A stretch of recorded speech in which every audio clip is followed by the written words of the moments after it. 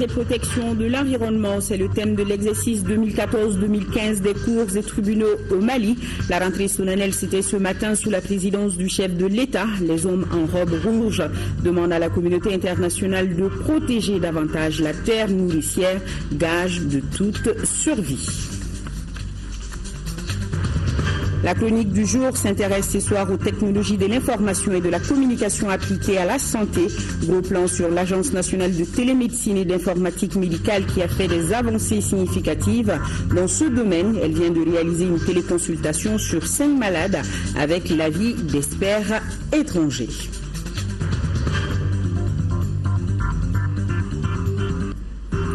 Et un invité sur ce plateau, il s'agit du ministre de l'Enseignement supérieur et de la Recherche scientifique. Maître Muntaratal va nous parler de la rentrée solennelle des universités et des grandes écoles prévues pour demain. Monsieur le ministre, bonsoir. Bonsoir. À tout à l'heure donc. Merci. Mesdames et messieurs, merci de nous rejoindre sur l'ERTM. Bonsoir à tous. Rentrée solennelle des cours et tribunaux au titre de l'exercice 2014-2015, c'était ce matin au CICB. Cette année, les membres de la famille judiciaire ont discuté de la problématique de la protection de l'environnement, d'où le thème justice et protection de l'environnement. Concernant la question, il ressort que les textes en la matière au Mali ne sont pas appliqués à hauteur de souhait. Le président de la République a présidé la cérémonie, nous indique Mohamed Jarrah. L'élite de la famille judiciaire se donne rendez-vous tous les ans à la même période pour l'audience solennelle de rentrée des cours et tribunaux.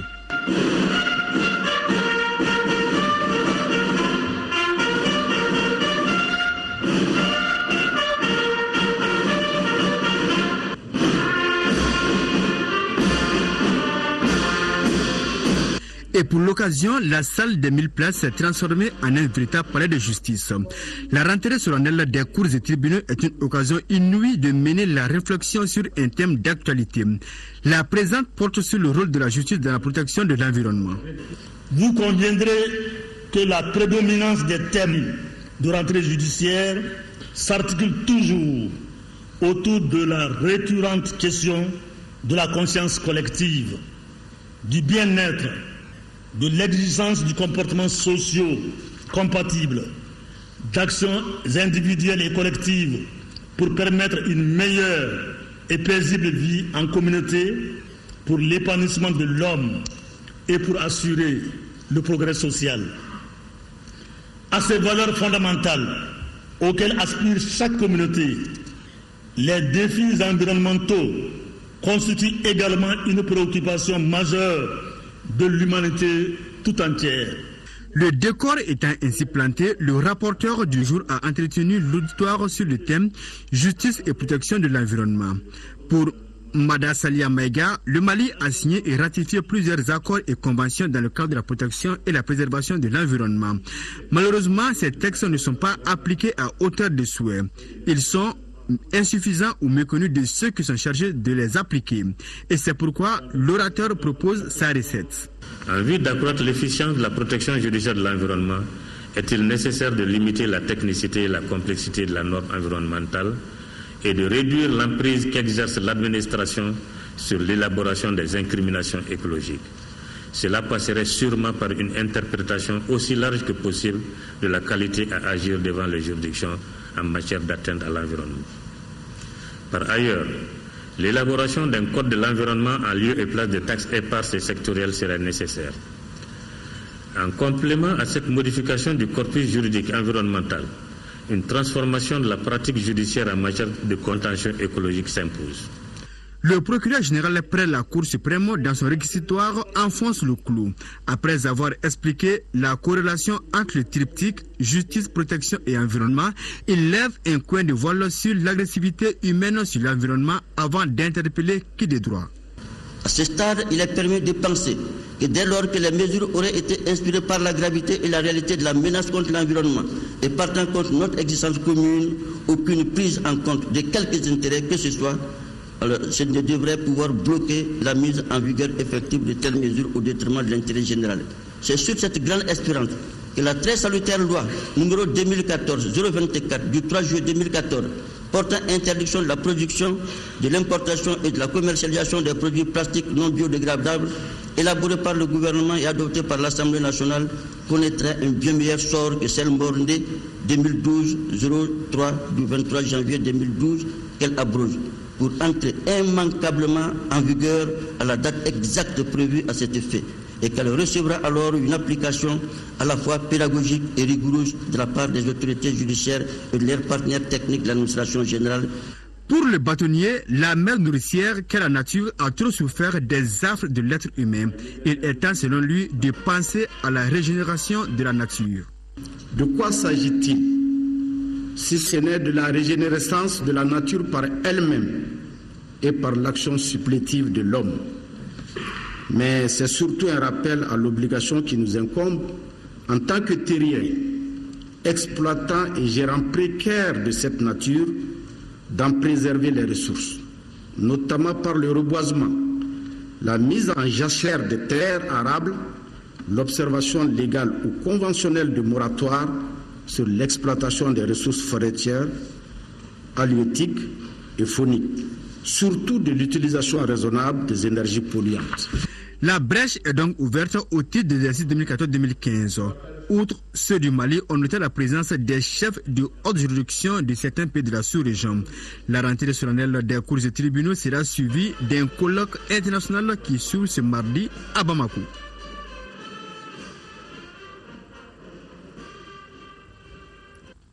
Toujours en parlant de cette rentrée des cours et tribunaux, le chef de l'État a souligné la dégradation de notre cadre de vie.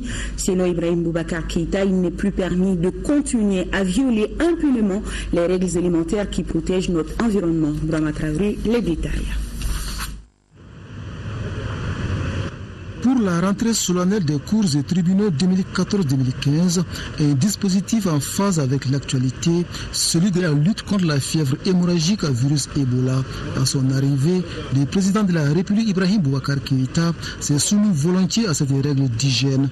Après quoi, la grande famille judiciaire s'est retrouvée dans la salle Djoli Baba Sissoko pour le rendez-vous annuel.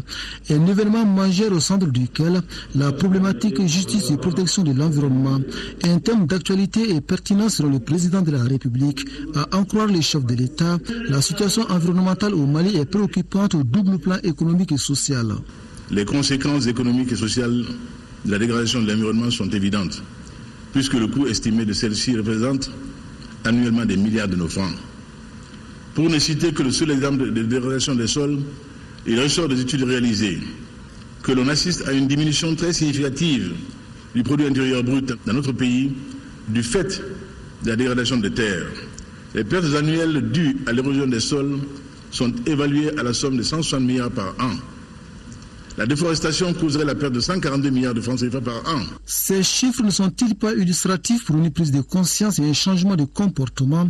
Aussi, n'est-il pas nécessaire de recourir aux bonnes pratiques dans les activités individuelles et collectives? Les réponses sont sans doute affirmatives au regard du tableau environnemental sombre. Et l'institution judiciaire reste un instrument efficace dans cette lutte. C'est pourquoi le juge, aussi bien civil que pénal, qu'administratif, est appelé à consacrer une attention particulière, et cela de plus en plus, au traitement de ces affaires. L'une des missions fondamentales du juge n'est-elle pas d'appliquer et d'interpréter la loi?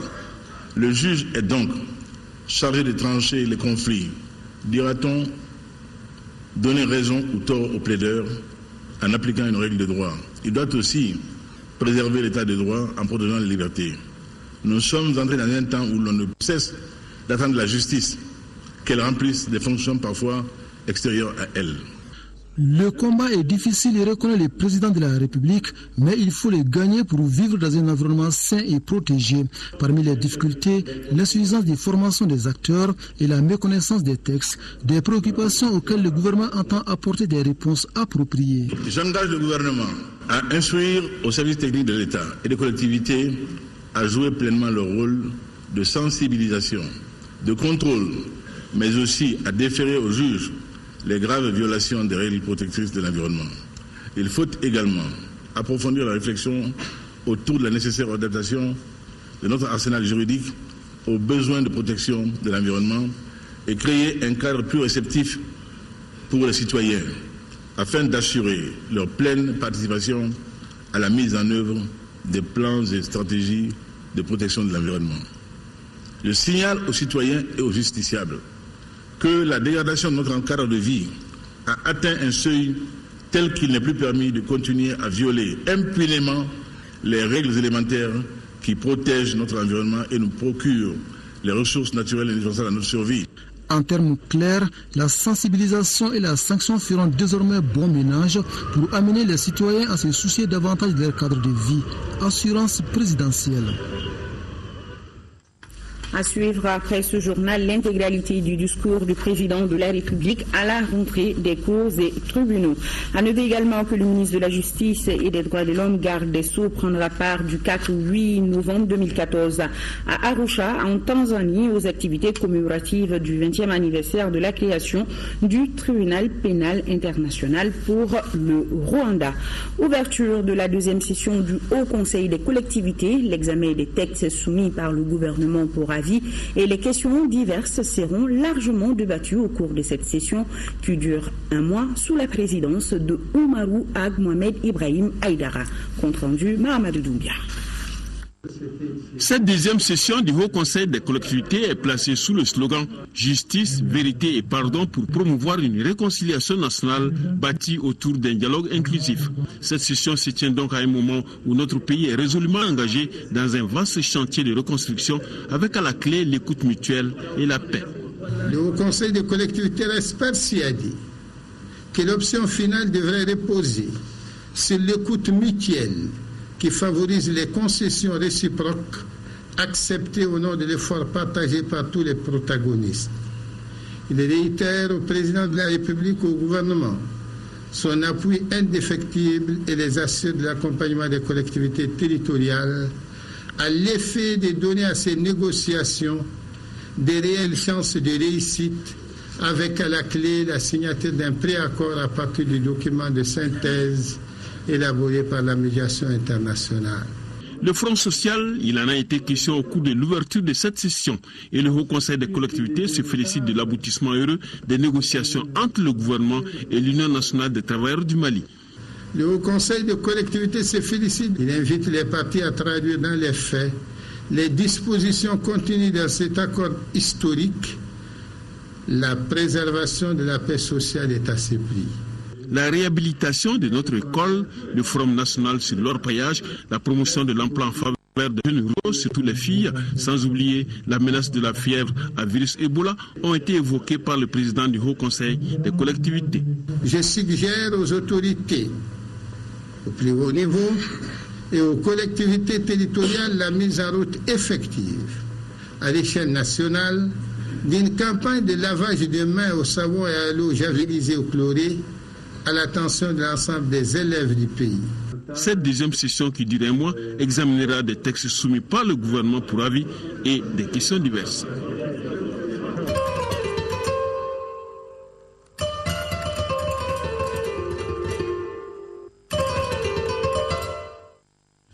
Vous l'avez compris, on ouvre la page Ebola de ce journal. La communauté scientifique travaille actuellement sur 2 vaccins et ce sont 3 pays qui ont été retenus pour les tests, à savoir les États-Unis, la Grande-Bretagne et le Mali. Ici, les essais cliniques se font depuis le 8 octobre dernier au Centre de développement des vaccins CDC. Selon le directeur général du centre, le professeur Samba Ousmane Sow, le test est prometteur. Nous l'écoutons au micro de Siaka Konati. On a pris 2 groupes de singes. Un groupe qu'on a vacciné avec ces vaccins-là et un groupe qu'on n'a pas vacciné. Et on a exposé ces singes-là au virus Ebola. Au bout d'un certain temps, les singes non vaccinés, tous avaient Ebola. Le groupe des vaccinés, 0 Ebola. Et le groupe des non vaccinés, où tous avaient Ebola, tous sont morts. Le groupe des vaccinés, où il n'y avait pas non seulement de cas Ebola, et 0 décès. Donc, ça veut dire tout ce qui tue le singe, en tout cas, vous le savez, tue l'homme. Et tout ce qui rend service au singe peut aussi rendre service à l'homme. Donc, on a accéléré, on a commencé la première phase. Ça a commencé au Mali le 8 octobre. Le premier Malien qui a reçu ce vaccin est dans cette salle aujourd'hui avec moi sur le front Ebola. Et le souhait du département de la santé, du gouvernement du Mali, en nous donnant l'autorisation de faire ces travaux de recherche, c'est que le souhait du gouvernement, c'est que on utilise d'abord chez les travailleurs de la santé qui sont les plus exposés. Si ce vaccin marche chez les travailleurs de la santé, ça va permettre aux travailleurs de la santé de faire plus face à la lutte contre Ebola sur le terrain, de ne pas déserter les structures sanitaires. Et donc, si on a les travailleurs de santé qui sont sur le front en train de lutter, ça veut dire qu'on maîtrisera mieux l'infection, on maîtrisera mieux la propagation de la maladie dans nos communautés. Et dès que les résultats seront beaucoup plus prometteurs, le développement sera accéléré. Première moitié de 2015, on ose croire que ce vaccin sera mis à la disposition vraiment d'un grand nombre de populations pour pouvoir circonscrire et détruire à jamais ces virus qui sont en train de faire des ravages dans nos populations. Et voilà, on croise les doigts et que ça marche. Grande mobilisation à Bafoussam pour lutter contre la fièvre à virus Ebola. Respect strict des mesures d'hygiène sont de mise, nous signale Jafar Haïdar. Dans le cadre de la prévention et de la lutte contre la fièvre à virus Ebola, les autorités administratives, politiques et sanitaires du cercle de Bafoussam ont pris des mesures draconiennes allant de la sensibilisation à l'application stricte des mesures d'hygiène. Au niveau de Bafoussam, on n'a pas attendu que le cas soit déclaré à CAI, où nous avons instruit à tous les sous-préfets et à tous les maires au retour dans leur localité respective qu'ils fassent la restitution de l'exposé du médecin-chef sur la fièvre Ebola. Ces mesures ont fait l'objet d'une rencontre qui a réuni la société civile, les maires des communes et tous les sous-préfets du cercle de Bafoussam pour suivre un exposé présenté par le médecin-chef du centre de santé de référence de Bafoussam sur les modes de transmission et les signes de la fièvre à virus Ebola. Nous avons commencé par ce premier palier qui est la sensibilisation. Sensibilisation au niveau des élèves, sensibilisation au niveau des enseignants, formation du personnel de santé, causerie de débat au niveau des radios de proximité. En tout cas, les populations et les autorités sanitaires du cercle de Bafoussam sont engagées à pousser la maladie hors de notre pays.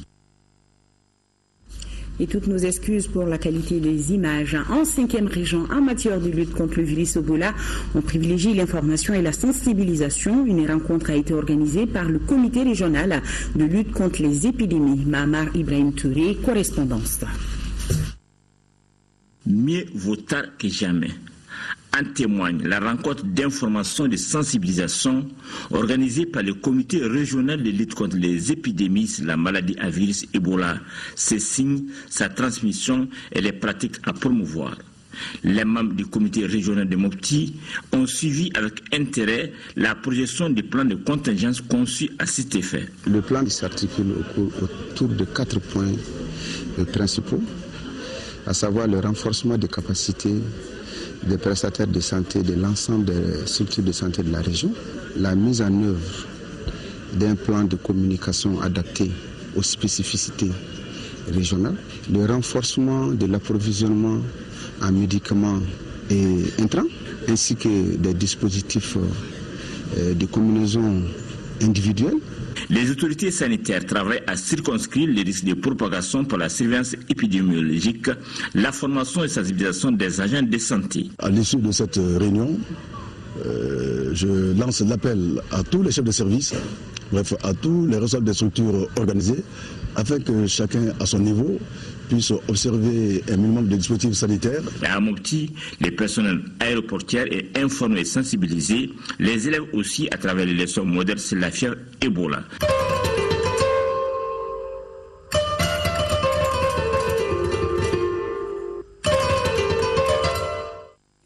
Voilà, sur un tout autre plan, un mot d'éducation avec ce don de 3 millions de dollars de l'ambassade du Royaume des Pays-Bas au ministère de l'Enseignement supérieur et de la Recherche scientifique. Ceci dans le cadre d'un projet de modernisation et de professionnalisation de l'enseignement supérieur au Mali. Le lancement officiel du projet s'est déroulé cet après-midi. C'était en présence de Maganfi Konati. L'enseignement supérieur est malade au Mali à cause de la corruption et de la mauvaise gouvernance. La fraude massive, les mauvaises performances sont le lot quotidien des universités maliennes. Pour répondre à la volonté des plus hautes autorités de faire de 2014 l'année de la lutte contre la corruption, le Royaume des Pays-Bas vole au secours de l'enseignement supérieur du Mali à travers le projet Modernisation et professionnalisation de l'enseignement supérieur. Le projet Niche cible la question de gouvernance dans l'enseignement supérieur au Mali, mais aussi sa performance et l'adaptation de ces produits au marché du travail. Ce n'est pas seulement l'enseignement pour l'enseignement. C'est aussi, il y a des clients, il y a des questions de qualité, mais il y a aussi des questions de l'emploi après. La réforme de l'enseignement supérieur est en cours au Mali depuis 2011. Le projet Niche renforcera la gouvernance des institutions d'enseignement supérieur public et appuiera le ministère de l'enseignement supérieur et de la recherche scientifique dans le pilotage central. 6 thèmes sont traités par ce projet. Il s'agit de la gouvernance, de l'assurance qualité, de l'intégration des technologies de l'information et de la communication, de la formation à distance, du genre et du marché du travail. La mise en place de ce nouveau cadre de gouvernance confère l'autonomie aux établissements d'enseignement supérieur dans le cadre d'un contrat de performance où les objectifs seraient fixés et évalués sur la base d'indicateurs de performance et les financements de l'État déterminés sur la base des objectifs convenus. Le projet Niche est doté d'une enveloppe financière de plus d'1,9 milliard de francs CFA pour 4 ans.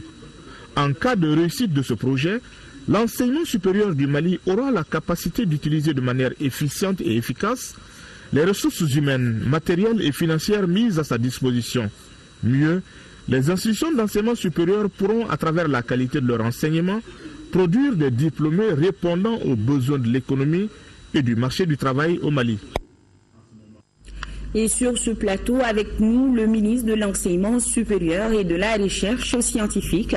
Et bonsoir, monsieur le ministre. Bonsoir. Rapidement, une réaction par rapport à ce reportage, renforcement de la coopération entre le Mali et le Royaume des Pays-Bas, mais renforcement de l'enseignement avec sa modernisation, n'est-ce pas?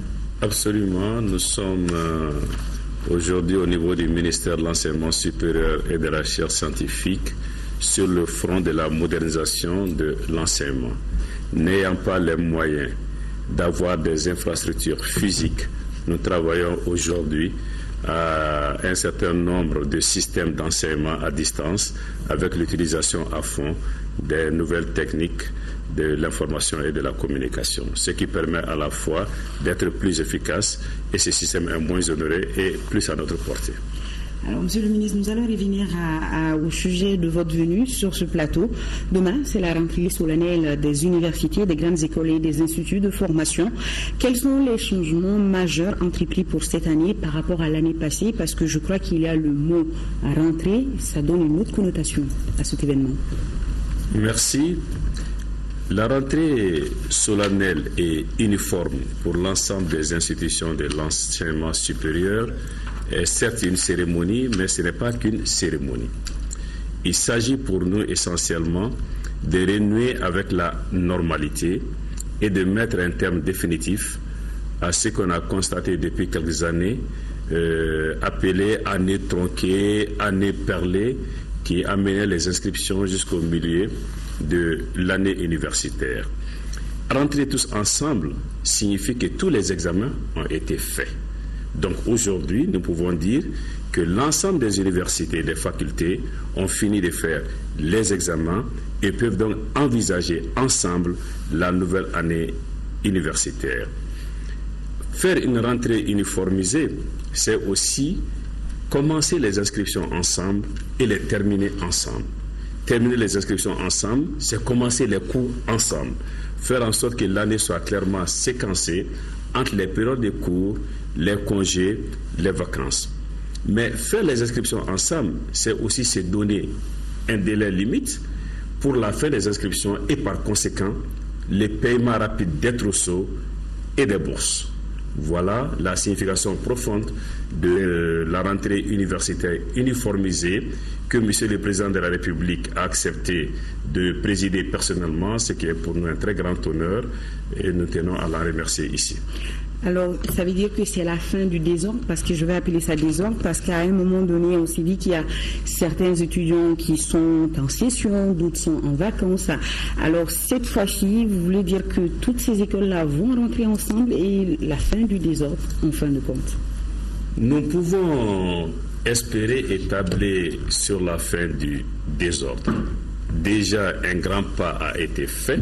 Il n'y a pas une université ou une faculté qui n'a pas cette année terminé les examens.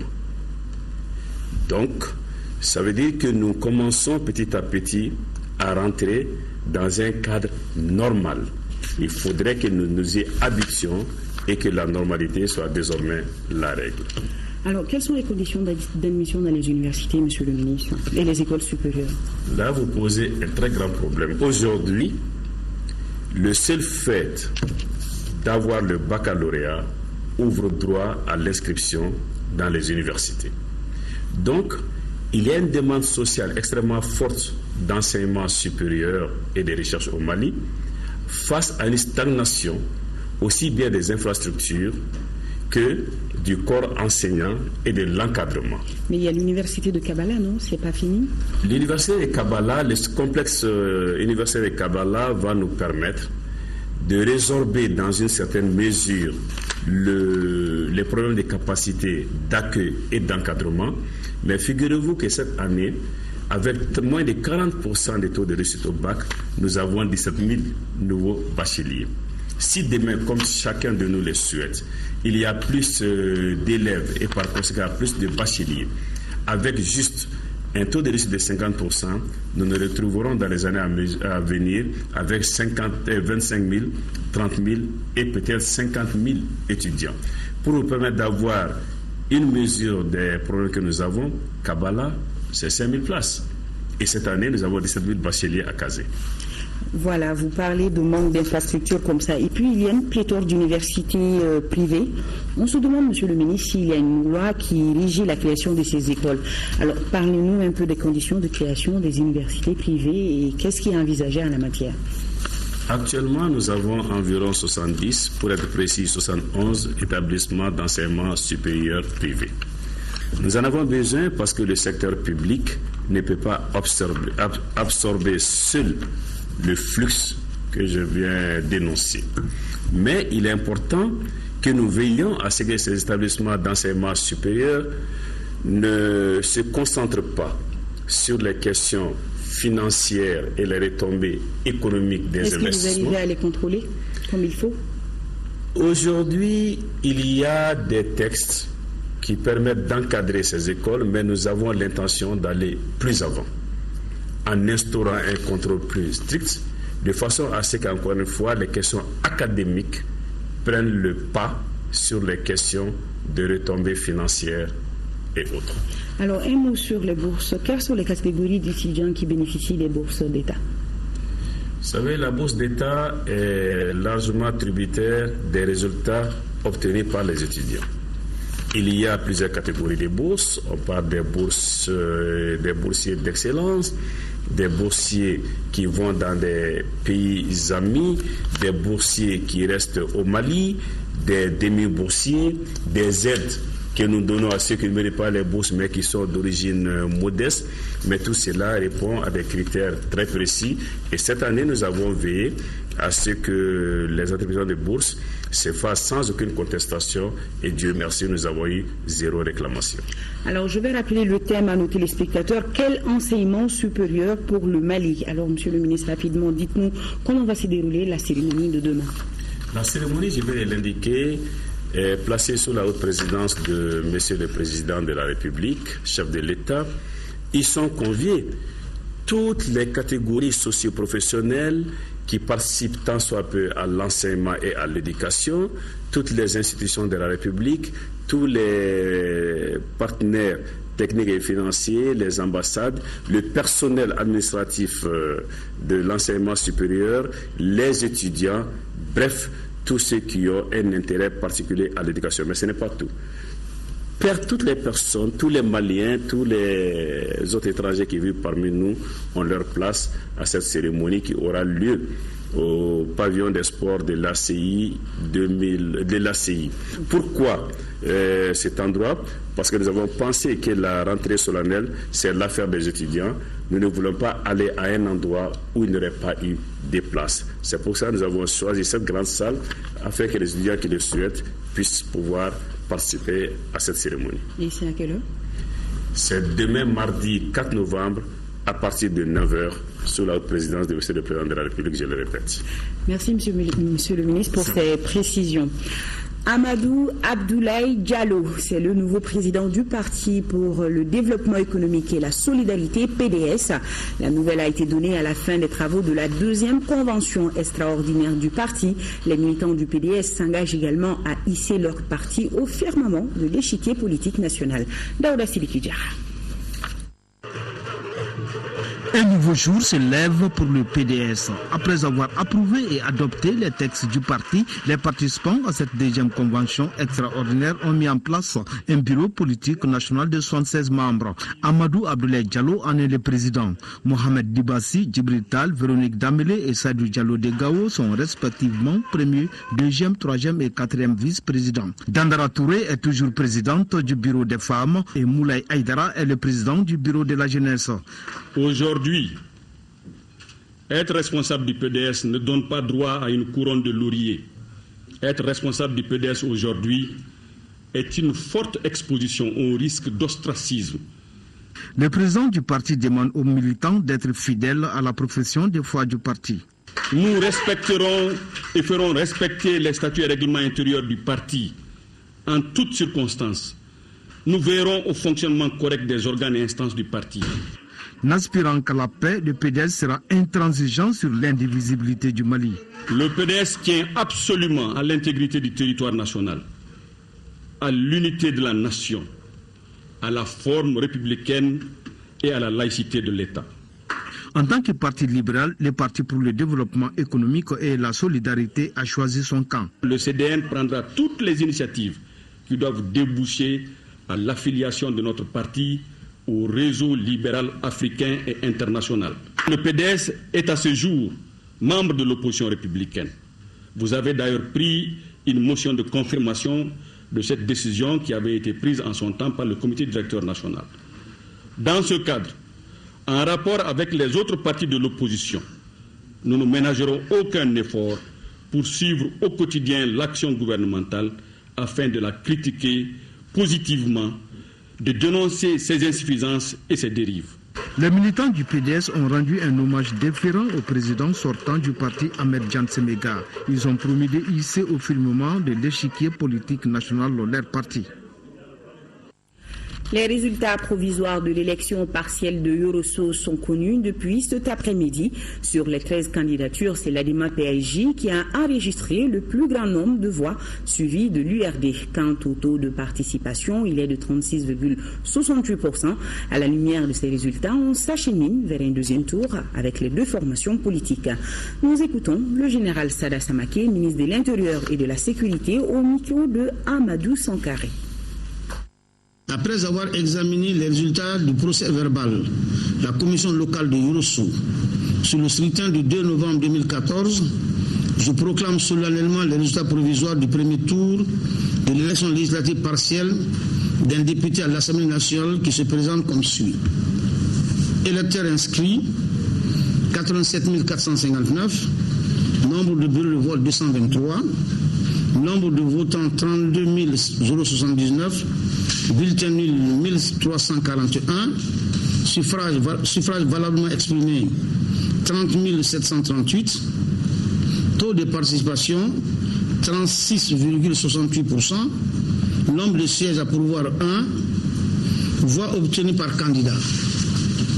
URD 5346, ASMA CFP 1667, Yelema 148, ADP Maliba 488, UDD 3412, ADEMA PHJ 6430, CODEM 5080, PSP 1415, RPDM 644, SADI 2909, Indépendant Espoir 2004 671, APM Maliko 1529, PDS 999.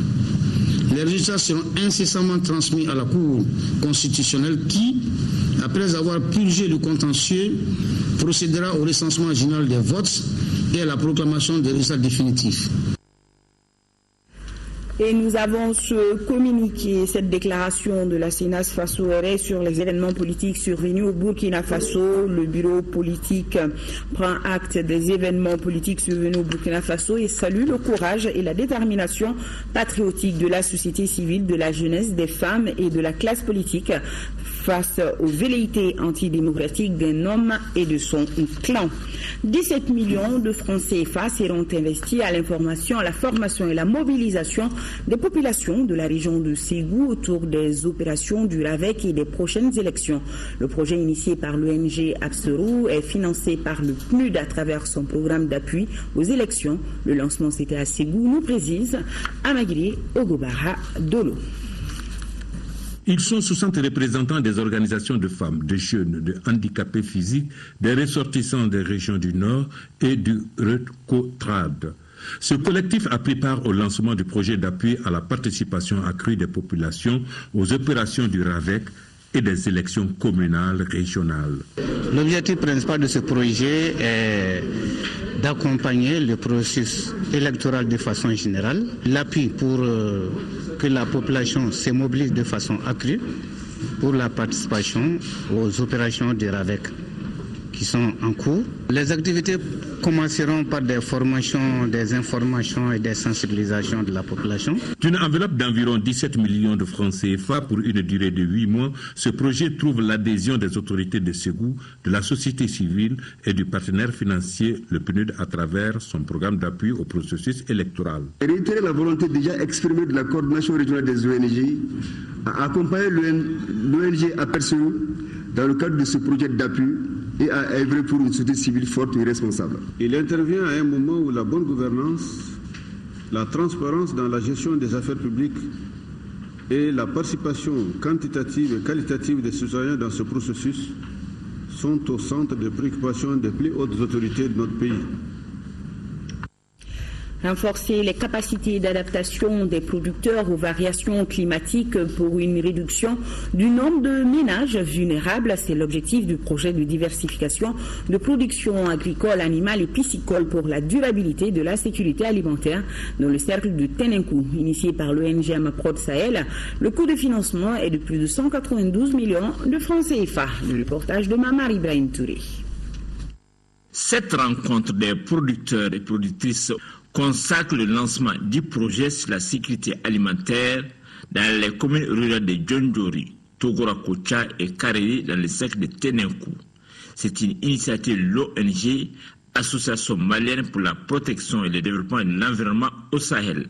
C'est le financement du ministère de l'économie et des finances à travers le Fonds commun de développement de l'ambassade du Canada pour un coût de 192 797 102 francs CFA. Le présent projet vise à renforcer les capacités d'adaptation des producteurs aux variations climatiques par une réduction du nombre de ménages vulnérables. Sa réalisation, qui s'étendra sur 24 mois, contribuera à appuyer et à accompagner les collectivités dans la mise en œuvre de leur plan de sécurité alimentaire. Pour les autorités régionales, le projet vient à point nommé, car les grandes activités du delta intérieur du Niger, notamment l'agriculture, l'élevage et la pêche, ont été sérieusement affectées et créant du coup dans la zone une insécurité alimentaire permanente. La sécurité alimentaire constitue une priorité pour les autorités maliennes, mais aussi au niveau régional. Dans cette vision, nous avons la conviction ferme que l'ensemble des intervenants se doivent de se donner la main dans une synergie d'action à tous les niveaux. Ce projet de Amaprod Sahel vient en appui à la politique nationale sur la sécurité alimentaire et va diversifier l'offre de produits alimentaires et augmenter la production céréalière et maraîchère. En deuxième région, ouverture solennelle des écoles militaires, c'était ce vendredi, placé sous le signe de l'innovation. Chaque élève devra apporter sa contribution à la réalisation des réformes entreprises au sein des forces armées. Béima Kone. L'ouverture solennelle des écoles militaires est un événement heureux qui indique le commencement d'une autre année d'efforts et d'intenses activités intellectuelles et physiques. À cette occasion, les élèves de l'école militaire interarmes, ceux de l'école d'état-major national et de l'école militaire d'administration ont suivi avec intérêt un cours pas comme les autres, celui émaillé d'encouragement et de règles de bonne conduite édictées par les chefs militaires. La tâche qui attend ces sous-officiers et l'objet d'actifs ou futurs officiers est immense et combien exaltante. Seul le courage, l'abnégation et le don de soi dans un environnement fraternel et convivial peuvent permettre de gagner les paris de la réussite. Notre conviction est aussi celle de la nécessité d'une formation des formateurs en permanence et qui applique une évolution de la pédagogie. Pour donner plus de sens à cette évidence, il y a lieu de dire que instruire est un métier qui s'apprend. Dans ce cadre, une formation des formateurs a eu lieu ici cette année, de concert avec les formateurs de l'OITM. Et comprenait 40 militaires maliens. Une formation similaire d'une durée encore plus longue est prévue à partir du 24 novembre 2014. Dans les écoles militaires, l'année 2014-2015 est placée sous le signe de l'innovation afin de contribuer à réaliser les réformes entreprises au sein des forces armées. 11 milliards de francs CFA, c'est le coût global du projet d'amélioration de l'accès aux services éducatifs de qualité. Il va couvrir les régions de Kayes, Koulikoro, Sikasso, Mopti et Ségou. C'est la ville de Sibi qui a abrité la cérémonie de lancement. Nos envoyés spéciaux à Sibi sont Seydou Traoré, Seydou Sissoko et Batraoré. La construction et l'équipement d'infrastructures, l'alimentation scolaire, l'accès à l'eau, l'hygiène et l'assainissement et la qualité de gouvernance sont les 4 composants du PASEC, projet d'amélioration de l'accès aux services éducatifs de qualité. Son coût global est de 11 milliards de francs CFA, dont 10 milliards du gouvernement canadien. Au terme de la mise en œuvre du projet, les résultats suivants seront atteints.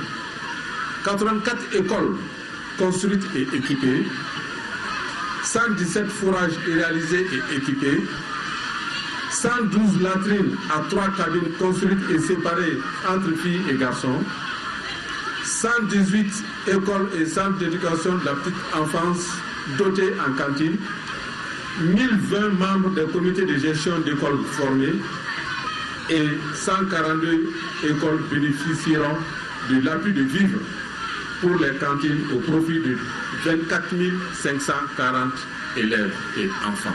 Pour Bougazanga Koulibaly, conseiller aux affaires économiques et financières du gouverneur de Koulikoro, l'éducation des bases est le soubassement de toute formation. Le lancement aujourd'hui à Sibi du PASEC répond à plus d'un titre aux préoccupations des plus hautes autorités du pays, car il s'agit en effet de l'éducation de base de nos enfants.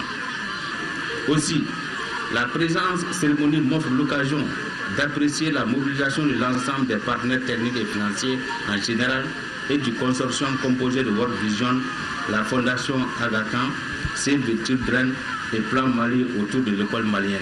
Rappelons que les régions couvertes par le PASEC sont celles de Kayes, Koulikoro, Sikasso, Ségou et Mopti. S'enquérir des activités menées par le Centre régional de la recherche de Sotiba, c'était l'objectif d'une visite de terrain du directeur général de l'Institut d'économie rurale IER, Noum Sissoko, était de la visite.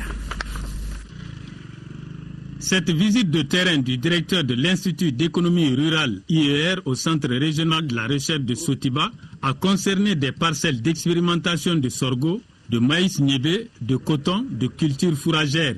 Autre site visité, celui des dromadaires, de la volaille, des laboratoires de nutrition animale et de fruits et légumes. Beaucoup d'activités ont été menées malgré les difficultés du moment. Donc les chercheurs ont mis en place l'ensemble des opérations, l'ensemble des démonstrations qui devaient être mises en place cette année. Des semoirs tambours et multi-errants prenant à la fois en compte les semences et l'épandage de l'engrais, ainsi que le semoir motorisé, sont entre autres innovations des chercheurs de la station de Sotiba. Au niveau du programme volaille, le visiteur du jour a suivi une communication sur les unités visitées, à savoir le couvoir, les couveuses, l'entretien des poussins et la production d'aliments volailles. Des biscuits de sorgho, du jus de carotte sont entre autres savoir-faire présentés par le laboratoire de fruits et légumes. Nous nous sommes rendus compte qu'à côté aussi de ces activités de champ, il y a un vaste programme de formation des jeunes, que ce soit des jeunes qui sont en thèse, ou bien des jeunes ingénieurs, ou bien des jeunes provenant des écoles formant les techniciens et les agents techniques. Le Centre régional de la recherche agronomique de Sotiba transmet ses résultats de recherche aux structures de vulgarisation étatiques et ONG, ainsi qu'aux producteurs. Danse Bamako Danse, c'est du 5 au 9 novembre prochain. L'annonce a été faite au cours d'une conférence de presse. 11e du genre, ce rendez-vous chorégraphique international au Mali aura à son menu des spectacles, des formations, des rencontres, des débats. Pour plus de précisions, nous écoutons la directrice artistique du festival, Kelly Noël, est interrogée par Modibo Souari. C'est le festival de toutes les danses. C'est le festival où toutes les danses se rencontrent et ils deviennent qu'une danse. La danse africaine, la grande danse africaine. Qu'elle soit traditionnelle, urbaine, populaire, folklorique, inventive ou créative, c'est la danse africaine puisqu'elle se passe sur le continent africain. Le Mali qui n'est pas n'importe quel endroit, Bamako qui n'est pas n'importe quelle ville, qui est ma ville, qui est tellement dense qu'elle vibrera du 5 au 9 novembre 2014. La grande innovation cette année, c'est qu'on peut dire qu'il y a des jeunes aujourd'hui à Bamako qui travaillent, qui créent et qui se cherchent. Alors, quelle est la particularité de cette 11e édition? C'est beaucoup de solos, c'est-à-dire beaucoup de personnes seules sur scène. Donc ça veut dire que c'est toute une charge qui est portée par l'individu. La programmation, c'est que nous avons la Tunisie, le Mali, la Côte d'Ivoire, le Gabon, le Tchad, le Cameroun, le Congo-Kinshasa, l'Allemagne, la France, l'Italie, et puis nous. Tous les spectacles sont gratuits à part les spectacles de l'Institut français, mais tous les spectacles qui sont présentés à l'Institut français seront présentés aussi dans la ville gratuitement. Donc il y a de la place pour tout le monde. Voilà, Kitni Loyel a été interrogée par Modibo Souari, c'est la directrice artistique du festival Danse Bamako Danse. 5e édition de la journée scientifique de l'association des odontostomatologistes du Mali. Cette 5e édition est placée sous le thème de la prise en charge odontostomatologique des personnes atteintes des maladies systémiques. Les organisateurs ont mis à profit cette journée pour évoquer les mesures préventives de la maladie à virus Ebola en milieu sanitaire. Aïssata Saliou Maïga, reportage. Promouvoir les échanges et renforcer les liens de collaboration entre les différents spécialistes de la médecine, c'est l'objectif de la journée scientifique de l'Association des odontostomatologistes du Mali. Cette 5e édition de l'AOSMOA a pour thème la prise en charge odontostomatologique des personnes atteintes des maladies systémiques. Les communications ont porté entre autres sur les maladies parodontales et systémiques, l'état bucco-dentaire chez un sujet âgé en médecine interne. Les agents de santé bucco-dentaire comptent parmi leurs patients de plus en plus de personnes souffrant de maladies systémiques. Leur cas exige une prise en charge spécifique et demande une concertation entre les différents spécialistes. Les affections systémiques, au nombre desquels nous citons le lupus érythémato-disséminé, la polyarthrite rhumatoïde, la sclérodermie et la sarcoïdose, lymphogranulomatose bénigne, par les multiples modifications tissulaires qu'elles occasionnent, nécessitent une prise en charge à la fois spécifique et générale. L'initiative a été fortement saluée par les autorités de notre pays. Je salue cette initiative qui vise à améliorer la prise en charge des malades à travers un renforcement des pratiques et des collaborations entre les différentes spécialités médicales. Au cours de cette journée scientifique, un accent particulier est mis sur la fièvre à virus Ebola, une manière pour les organisateurs d'expliquer au personnel de santé bucco-dentaire les comportements adéquats à tenir face à cette épidémie. Le ministère de la Santé et son partenaire UNICEF viennent de procéder à Diré, dans la région de Tombouctou, au lancement de la campagne chimio-prévention du paludisme. Cette stratégie vise à réduire la morbidité et la mortalité dans les zones d'expérimentation, à savoir Diré et Goundam. Reportage à Tandina. Contribuer à la réduction de la morbidité et de la mortalité liée au paludisme, que le ministère de la Santé et son partenaire UNICEF ont procédé au lancement de la campagne chimio-prévention du paludisme saisonnier à Diré. Pendant 3 mois, tous les enfants de 3 à 59 mois des cercles de Diré et Goundam seront concernés par la présente campagne. Identification et prise en charge des cas confirmés. Ce travail sera effectué par 2 équipes, une mobile et une autre fixe. Les mamans sont conscientes du danger et se mobilisent. Les différentes autorités politiques se sont relayées au micro pour saluer l'initiative gouvernementale. Ce concours, démonstration de l'administration des produits et remise de cadeaux ont été les temps forts qui ont marqué la cérémonie de lancement à Diré, en 6e région. Et place à la chronique santé. Ce soir, on vous parle des technologies de l'information et de la communication appliquées à la santé. L'Agence nationale de télémédecine et d'informatique médicale vient d'obtenir la prise en charge gratuite de 5 malades vivant avec des traumatismes nécessitant une chirurgie. C'est à l'issue d'une téléconsultation qui a permis d'avoir l'avis d'experts étrangers. Mais attention, âme sensible, s'abstenir. Certaines images peuvent être choquantes, même très choquantes. Focus Santé, une réalisation de Chessira Dambili.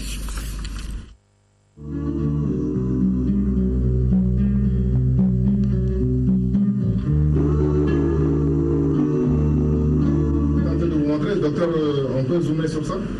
Autour de la plateforme télésanté de l'Agence nationale de télémédecine et d'informatique médicale Antime, 15 patients avec des traumatismes sérieux et dont la prise en charge ne peut pas se faire au Mali. Au bout d'une journée d'échange avec le CHU de Caen en France, la moisson est bonne. Une patiente va être totalement prise en charge gratuitement en France. Donc c'est la promesse que nous avons eue du CHU de Caen. Et 5 autres patients vont être opérés dans le cadre d'une mission humanitaire, pas au Mali, mais au Burkina. Et ça au mois de décembre ou fin novembre, début décembre. C'est 15 personnes qui ont été présentées et 6 personnes sont déjà prises en charge. Alors là, vraiment, nous sommes très très satisfaits et surtout que ces personnes ne vont rien payer. Pendant toute la journée, les patients et leurs dossiers médicaux ont été présentés à différents experts français grâce à une plateforme informatique. Et la plateforme nous permettait de passer en vidéo le patient avec notre correspondant depuis la France, à Caen. Donc on pouvait voir l'image du patient ici. Et l'autre aspect très intéressant aussi était la création de dossiers médicaux. Depuis là, on peut créer un dossier médical pour un patient. Le dossier médical qui, une fois créé, nous permettait d'éditer, d'ouvrir le dossier, d'ajouter les informations en termes d'image, de scanner et des vues antérieures et des vues présentes du malade. Et toutes ces informations, bien entendu, sont partagées avec nos correspondants pour qu'ils puissent mieux avoir l'information et améliorer la prise en charge. Il y a une question d'échange d'expertise et de prise en charge collégiale des patients ou des cas où le plateau technique malien ne le permet pas ou le permet peu. Les technologies de l'information et de la communication sont à la disposition des malades, des outils que l'Antime cherche à mettre au service des malades et des centres de santé les plus reculés du pays. Dans cette télémédecine, c'est à la fois de la multidisciplinarité, de l'expertise et du gain de temps que l'on profite. La téléconsultation peut permettre éventuellement de présenter un cas clinique à plusieurs spécialistes qui donneraient leur avis. Évidemment, ils ne seront pas sur le même site et ça permettrait de gagner énormément de temps pour la prise en charge d'une pathologie. Mais également, ça ferait moins de frais pour le patient qui ne viendrait pas vers chacun de ces spécialistes à tour de rôle. Et ça ferait tout bénéfice s'il y a une pathologie pour laquelle la rapidité de la prise en charge est un gage de réussite dans les soins. L'Antime veut aller au-delà de tout ça. Elle projette le lancement de ce qu'elle appelle Solidaritix, c'est-à-dire la solidarité dans les technologies de l'information et de la communication pour la santé. Un projet de série de téléconsultations qui cherche soutien et à travers lequel l'Antime cherche à atteindre 2000 à 2500 téléconsultations par an.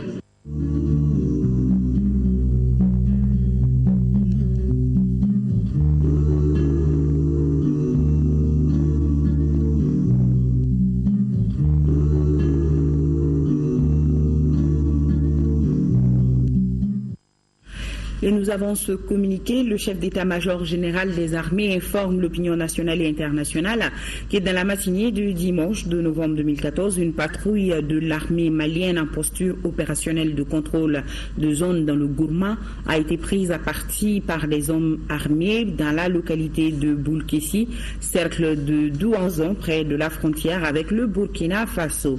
Le bilan des affrontements est des morts et d'une vingtaine d'éléments interpellés parmi les assaillants.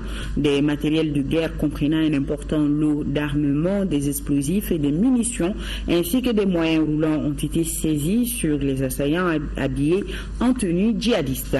Le chef d'état-major général des armées félicite les populations pour leur esprit de collaboration et les assure que toutes les dispositions sont prises pour ramener la paix et la quiétude dans cette partie du Gourma, en proie depuis un certain temps à des actes de banditisme et de criminalité. Le chef d'état-major général des armées salue le professionnalisme, l'esprit patriotique et la pondération des forces armées et de sécurité du Mali durant cette opération, tout en leur demandant de rester en alerte. Point final à ce journal. Tout le plaisir était pour moi de vous le présenter. Demain 10h-13h, Rachel Tessougué, je serai là pour les éditions du soir. Tout à l'heure, la météo avec Abibatou Diakité, le magazine sportif avec Koudi Sibi. Excellente soirée à notre compagnie. Grand merci à vous qui nous suivez du Burkina Faso. Bonsoir à tous.